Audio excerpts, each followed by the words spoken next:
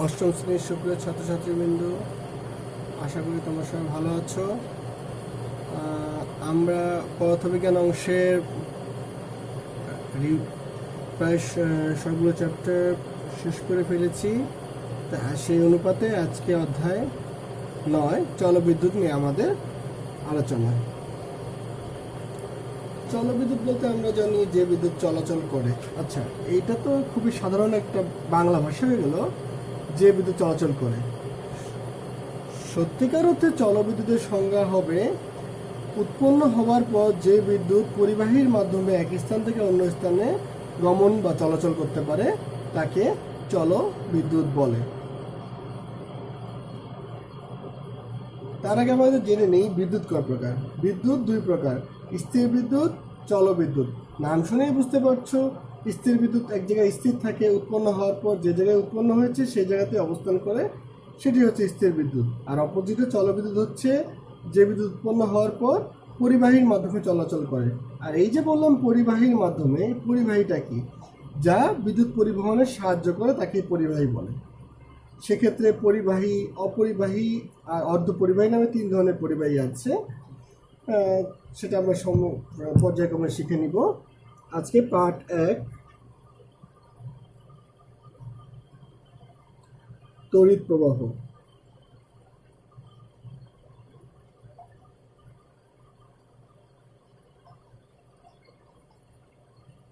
আচ্ছা, দুটি ভিন্ন বিভবের ধাতব বস্তু যখন পরিবাহী তার দ্বারা যুক্ত করা হয় তখন তারের মধ্য দিয়ে বিদ্যুৎ পরিবাহিত হয়। আধুনিক ইলেকট্রন তত্ত্ব থেকে আমরা জানি প্রত্যেক ধাতব পদার্থ কিছু মুক্ত ইলেকট্রন থাকে যারা ওই পদার্থের মধ্যে মুক্ত হয়ে ঘুরে বেড়াতে পারে। যখন দুটি ভিন্ন বিভবের ধাতব বস্তুকে তার দ্বারা যুক্ত করা হয় তখন নিম্ন বিভবের সম্পন্ন ধাতব বস্তু থেকে ঋণাত্মক আধান যুক্ত ইলেকট্রন উচ্চ বিভব ধাতব পার্থক্যের বর্তমান থাকা বস্তুর দিকে প্রবাহিত হয়। যতক্ষণ পর্যন্ত ধাতব বস্তুর মধ্যে বিভব পার্থক্য বর্তমান থাকবে ততক্ষণ পর্যন্ত ঋণাত্মক আধানের ওই প্রবাহ চলতে থাকবে। এটি আমরা একটি চিত্রের মাধ্যমে বোঝাতে পারি।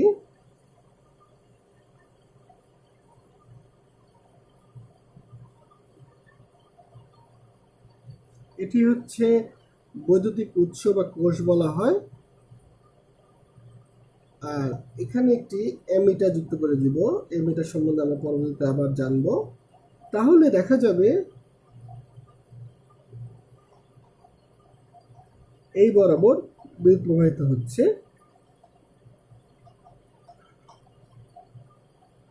কোনোভাবে যদি ধনাত্মক বস্তুদের মধ্যবর্তী বিভব পার্থক্য বজায় রাখা যায় তখনই ওই প্রবাহ নির্বিচ্ছিন্ন চলতে থাকে। ঋণাত্মক আধান ও ইলেকট্রন এই প্রবাহের জন্যই তড়িৎ প্রবাহিত হয়।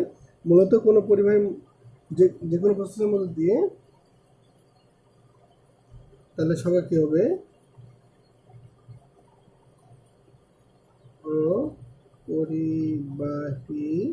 কোনো পরিবাহী যে কোনো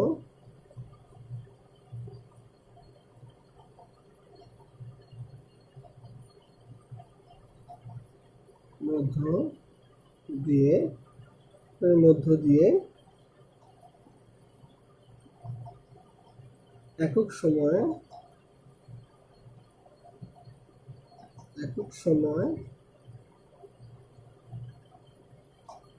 যে পরিমাণ আধান প্রবাহিত হয়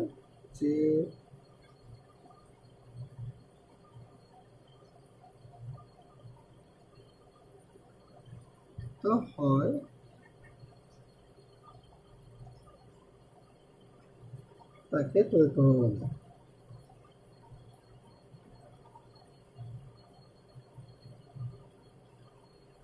আচ্ছা, তড়িৎ প্রবাহের সংজ্ঞা থেকে আমরা তড়িৎ প্রবাহের একটি সমীকরণ আনতে পারি, I = Q/T। Q হচ্ছে প্রবাহের আধান আর T হচ্ছে সময়। এখানে বলে রাখা ভালো, আমরা আগেই বলে রেখেছি নিম্ন আধানচিত বস্তু নিম্ন বিভব হতে ইলেকট্রন উচ্চ বিভবের দিকে প্রবাহিত হয়। একই সাথে আবার উচ্চ বিভব থেকে তড়িৎ প্রবাহ নিম্ন বিভবের দিকে সঞ্চালিত। এটা যুগপৎভাবে ঘটে, একটির সাথে একটি একই সময় ঘটে।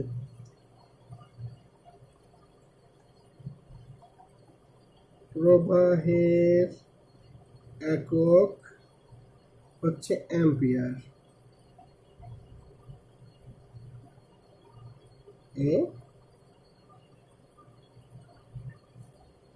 এবার আমরা আসছি তড়িৎ বিভব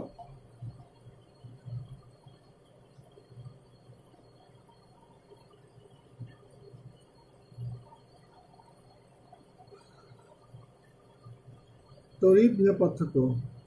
প্রতি একক আধানকে তড়িৎ ক্ষেত্রের এক বিন্দু থেকে অন্য বিন্দুতে স্থানান্তর করতে সম্পূর্ণ কাজের পরিমাণকে হচ্ছে বিভব পার্থক্য। তাহলে সংজ্ঞাটি লেখা যায়, প্রতি একক আধানকে তড়িৎ ক্ষেত্রের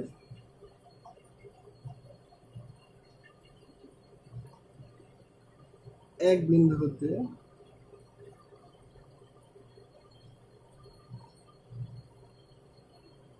হতে অন্য বিন্দুতে স্থানান্তর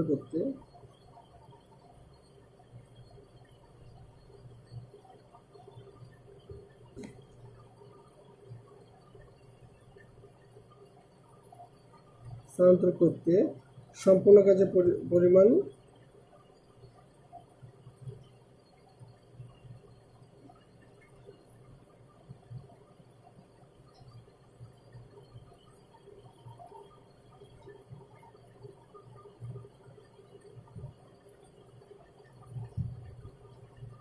হলো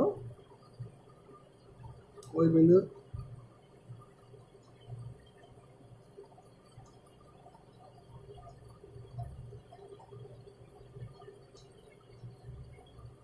একে ভি দ্বারা প্রকাশ করা হয়।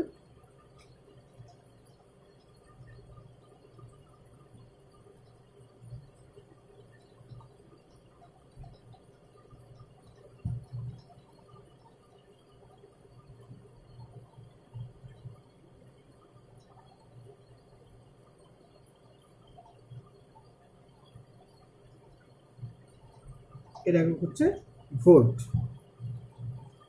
মনে রাখা ভালো, বিভব পার্থক্য যখন থাকবে না, অর্থাৎ শূন্য হয়ে যাবে, তখন কিন্তু তড়িৎ প্রবাহিত হবে না, অর্থাৎ কোনো কাজই সম্পন্ন হবে না।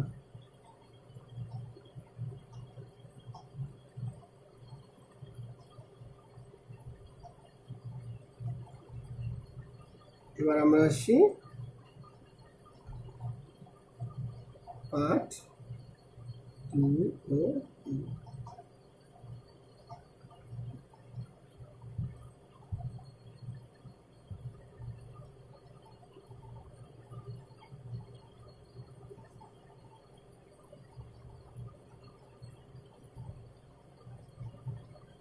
তড়িৎ প্রবাহের প্রকারভেদ।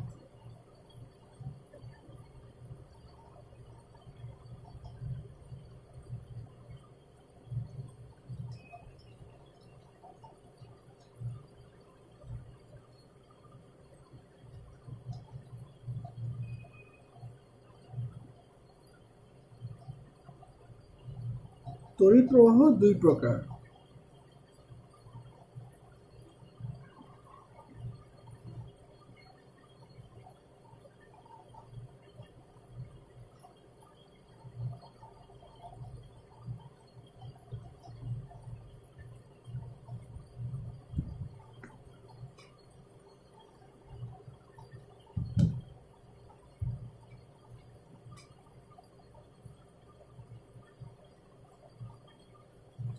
অপর্যাবৃত্ত প্রবাহ বা সমপ্রবাহ,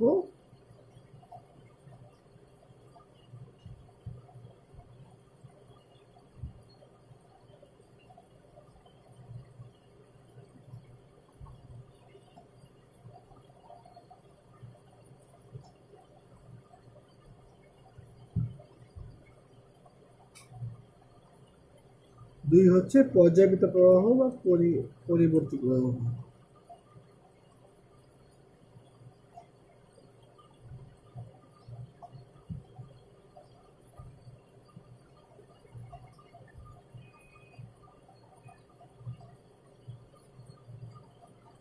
আচ্ছা, তাহলে এখন আলোচনা করা যাক এই দুই ধরনের প্রবাহ নিয়ে।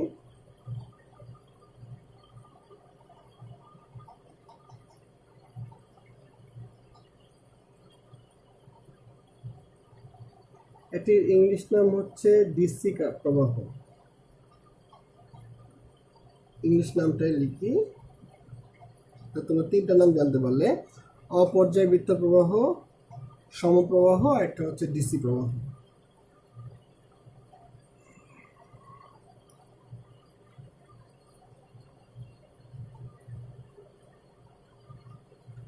শুরুতেই চিত্রটি আঁকা যাক।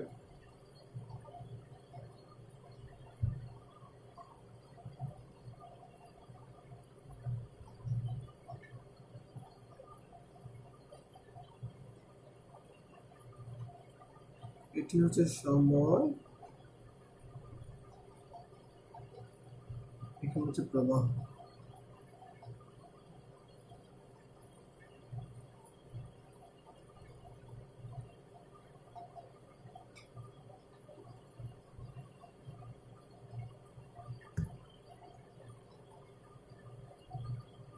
এই হচ্ছে ডিসি পর্যায় সমপ্রবাহ।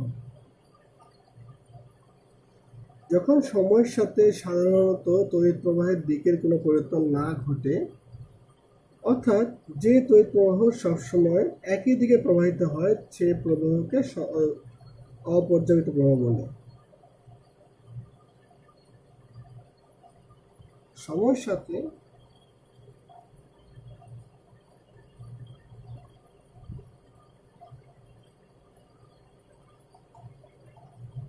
সাধারণত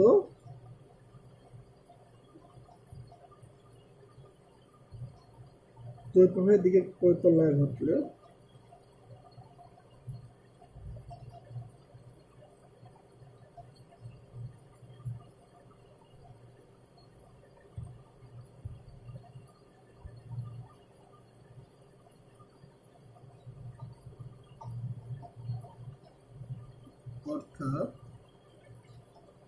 অর্থাৎ যে তড়িৎ প্রবাহ সবসময় একই দিকে প্রবাহিত হয়, অর্থাৎ যে তড়িৎ প্রবাহ সবসময় একই দিকে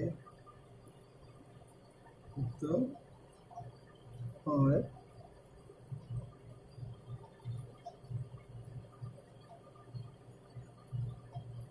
সেই প্রবাহকে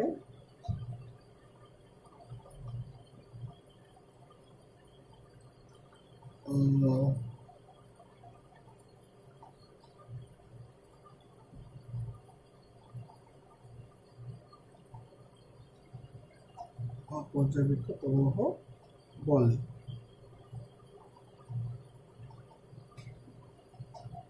এই যে আমার চিত্রে দেখ সবাই ভালো করে লক্ষ্য করো, এখানে কোনো দিকের পরিবর্তন নেই, একই দিক বরাবর কারেন্টটা চলছে। এর সহজ উদাহরণ হচ্ছে আমরা যে তড়িৎ কোষ ব্যাটারি ব্যবহার করি বিভিন্ন রিমোটে, সেগুলো হচ্ছে সমপ্রবাহ বা ডিসি প্রবাহ।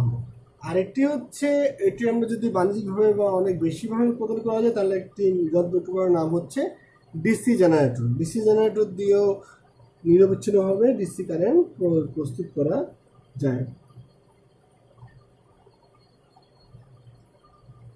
আচ্ছা, এরপর হচ্ছে এসি প্রবাহ।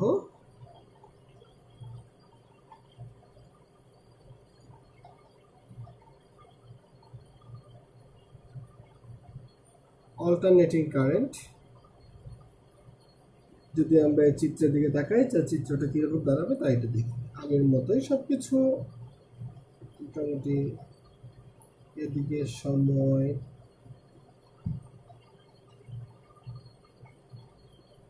এদিকে হচ্ছে প্রবাহ,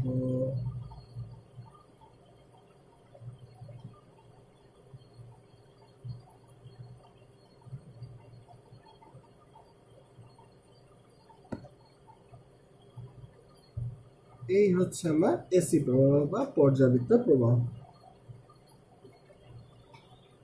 এই সংজ্ঞাটা কি লেখা যায়? যখন নির্দিষ্ট সময় পরপর তড়িৎ প্রবাহের দিক পরিবর্তিত হয়, যখন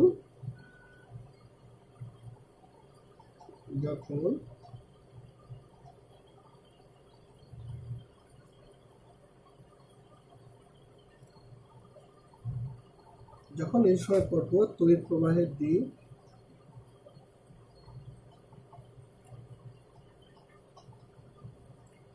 তড়িৎ প্রবাহের দিক পরিবর্তিত হয়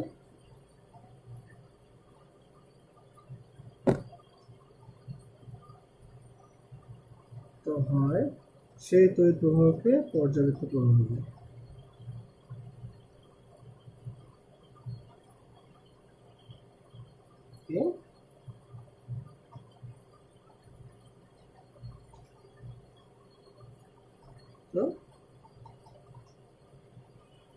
বল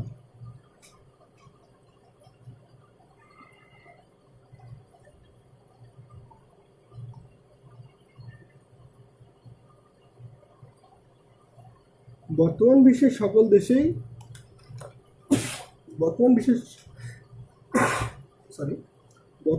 সকল দেশেই এ ধরনের প্রবাহ ব্যবহার করা হয়। এর কারণ তুলনামূলক এটি উৎপাদন ও সরবরাহ করা সহজ ও সাশ্রয়ী। দুই ধরনের প্রবাহের মধ্যে এসি কারেন্ট বা পর্যায়িত প্রবাহটা উৎপাদন করা এবং বন্টন করা সাশ্রয়ী।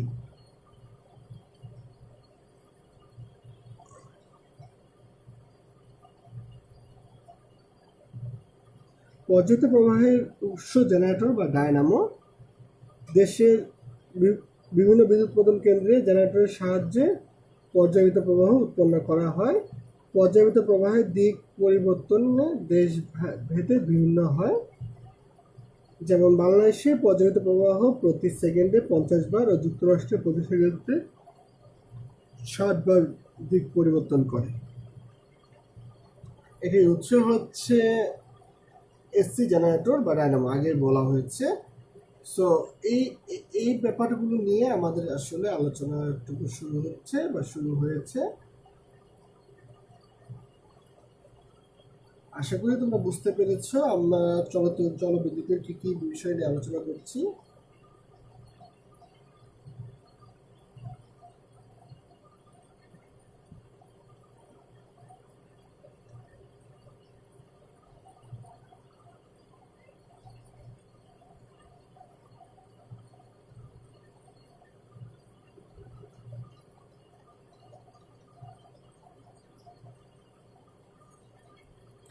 আমরা শুরুতে তড়িৎ প্রবাহ নিয়ে আলোচনা শুরু করেছিলাম এবং আমরা খুব গুরুত্বপূর্ণ কিছু কথা বলেছি। তড়িৎ প্রবাহের সংজ্ঞা লিখেছি, সংজ্ঞার সাথে তড়িৎ প্রবাহ দৃশ্যতে গেছে কিনা তা নিয়ে আলোচনা করেছি। তড়িৎ প্রবাহের দিক দেখিয়েছি, আমরা ইলেকট্রন প্রবাহের দিক দেখিয়েছি। আমরা তারপর আরও বলেছি তড়িৎ প্রবাহের জন্য বৃহৎ পার্থক্য খুবই প্রয়োজন। আমরা তড়িৎ প্রবাহের সমীকরণ লিখেছি, তারপর আমরা বৃহৎ পার্থক্যে চলে আসলাম। বৃহৎ পার্থক্যের ক্ষেত্রেও আমরা বৃহৎ পার্থক্য কী তা আমরা জানার চেষ্টা করলাম।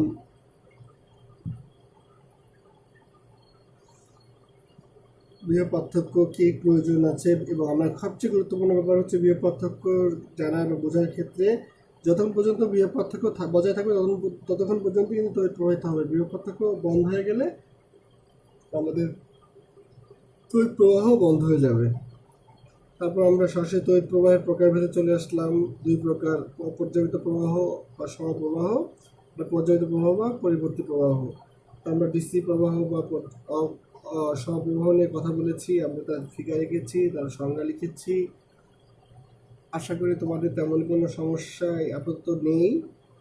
কারণ হচ্ছে আগেও বলেছি সময়ের সাথে সাধারণত তড়িৎ প্রবাহের দিকের পরিবর্তন না ঘটলে বা তড়িৎ প্রবাহ সবসময় একই দিকে প্রবাহিত হলে তার নাম হচ্ছে সমপ্রবাহ, একই দিকে। আর পর্যায়িত প্রবাহ হচ্ছে যখন এই সময় পরপর তড়িৎ প্রবাহের দিক পরিবর্তন হয়, অর্থাৎ ঢেউ খেলানো, যেটা হচ্ছে সেটার নাম হচ্ছে পর্যাবৃত্ত বা এসি প্রবাহ। তাহলে আমি আশা করি তোমরা পার্ট 1 থেকে 3 পর্যন্ত মোটামুটিভাবে ভালোই বুঝতে পেরেছ। তারপর যদি কোনো সমস্যা থেকে থাকে অবশ্যই আমাকে ইনফর্ম করবে, আমি তোমাদের সেই অনুযায়ী সলিউশন দেওয়ার চেষ্টা করব। নেক্সট ক্লাসে আমরা আরও কিছু গুরুত্বপূর্ণ টপিক নিয়ে আলাপ করব। ততক্ষণ পর্যন্ত তোমরা সবাই ভালো থাকো, সুস্থ থাকো। আল্লাহ হাফেজ।